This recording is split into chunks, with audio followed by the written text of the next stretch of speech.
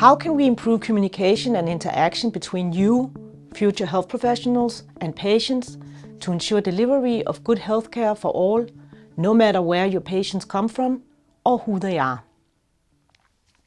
Health disparities between minorities and the majority population exist. As a solution to reduce these disparities and to ensure good quality of healthcare, diversity competence training of health professionals has been proposed.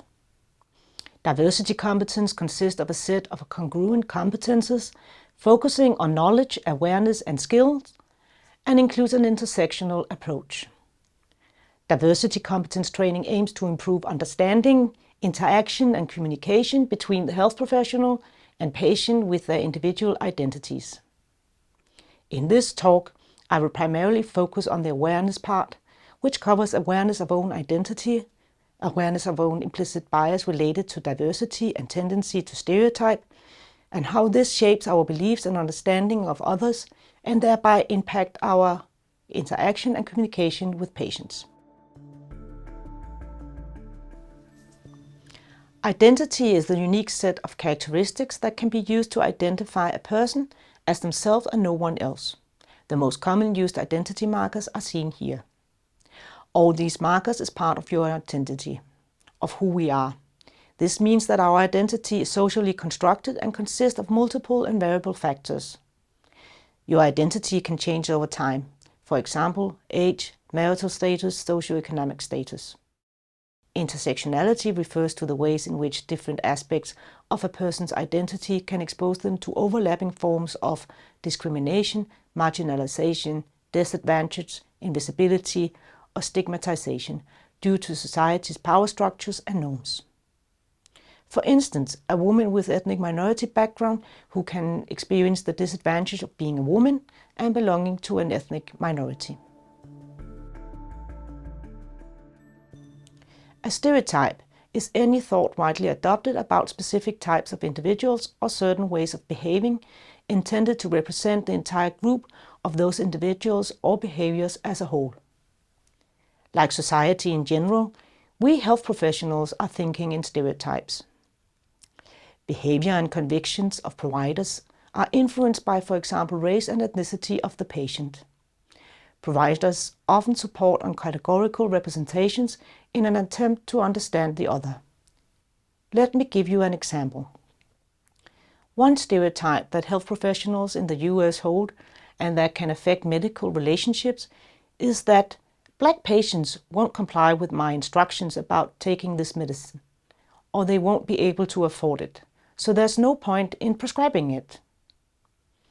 But health professionals are not provided with the evidence that Black patients are especially non-compliant or uncooperative.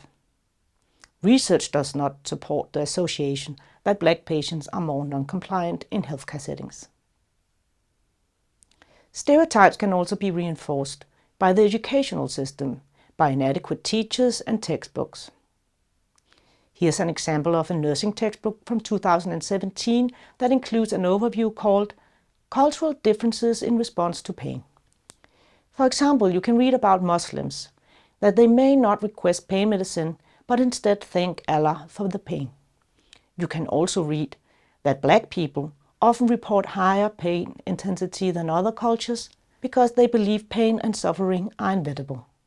This is a stereotypical representation of ethnic groups based on assumptions that is not grounded in evidence, which presumably will not do more harm than it will help. Implicit or unconscious bias refers to the societal attitudes or stereotypes that unconsciously affect our individual understanding, actions, and decisions. Bias contributes to health disparities by impacting medical decision-making and interpersonal communication. Let me explain how unconscious bias functions by using this example. Which square is darker, A or B? You probably said A, right? But when we add this latter, it becomes clear that they have the same color. It's our unconscious bias that is misleading us to think that the color of the squares are different. We tend to organize our social worlds by making categories based on contrasts. Making categories like that often results in stereotyping groups of people instead of seeing individuals. As a product of living in a layered culture, we create simplified stereotypes about certain groups of people. You may be thinking, what can I do to counteract the influences of stereotypes and bias in my own communication and interaction with patients? You should do everything you can to become aware of the prejudices you could personally have and examine them honestly.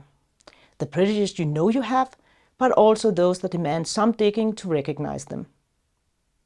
Because the most effective tool to reduce the influences of stereotypes and bias is our own preparedness to confront ourselves with our deepest feelings about those who are different than us.